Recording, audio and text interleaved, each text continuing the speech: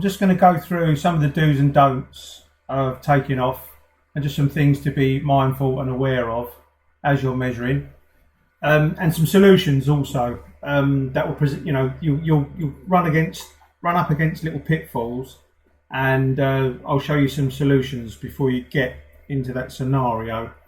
If you just follow along, I'll keep these nice and simple and brief. So I've elected to take this off elevationally because it's a timber frame, there's no block work. So I've calibrated all these drawings. If you notice, we can move the tabs about to suit ourselves. Let's start with this rear elevation. It's all been calibrated, so I want to take off my face work. So if you can see, there's a balcony there. So what I would need to do is take off down to the floor level for first and second floor, and then the ground floor, including the parapet, I need to overlap the two, if that makes sense.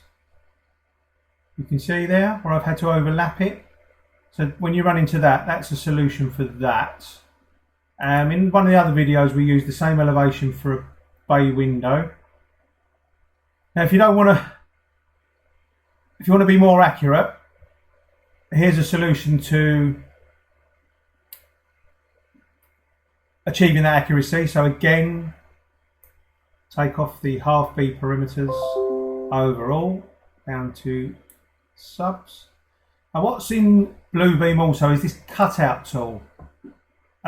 Polygon cutout will allow you to extract, rather than do a deduct. It just won't include it in the first place because you're going to cut it out. So you have to measure first in order to cut out. So what I'm going to do, cut these bays out.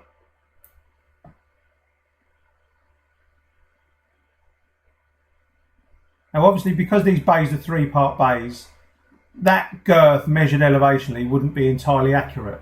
So cut these out using the polygon tool. And then what I would do, I would go into the ground floor plan and I would measure the girth of the bay and take a note of it. Choose poly length. Sorry. So my length there is 3.114.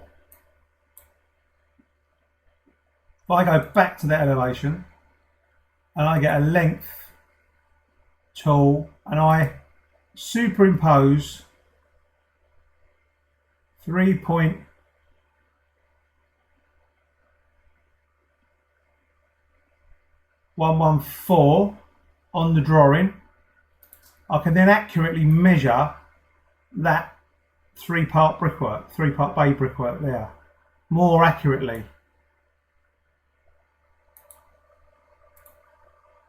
I can then cut and paste that onto the other bay where I've deducted that out.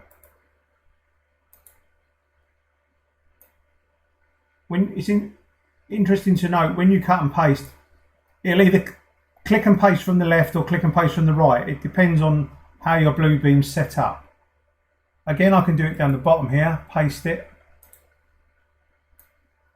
Mine seems to be pasting on the right.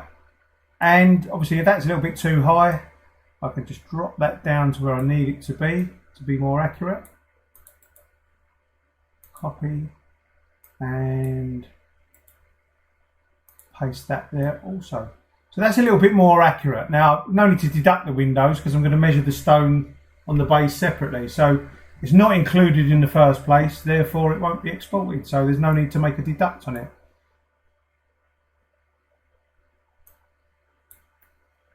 Also on plan, you'll notice that these front door cheeks are set back 450. Again, solution to that could be very similar. Pop a 450 line on there.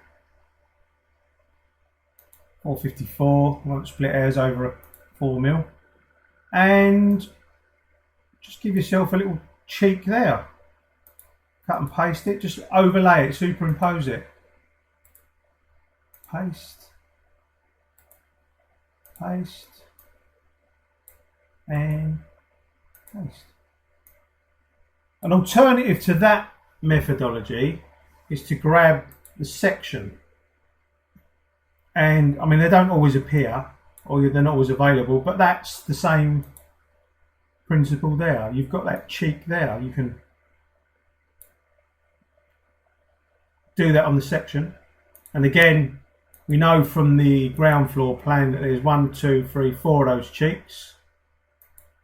Go onto the section and just copy, paste, paste, and paste. So there's the 4 cheeks have appeared in our takeoff as well. So you've got all those there. So when you combine everything, it will all come together.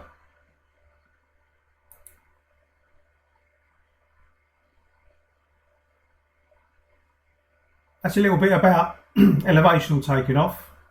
You may want to watch these shorter videos a couple of times just to get the gist of what we're doing. But next I'll show you some tips and tricks on plan taking off.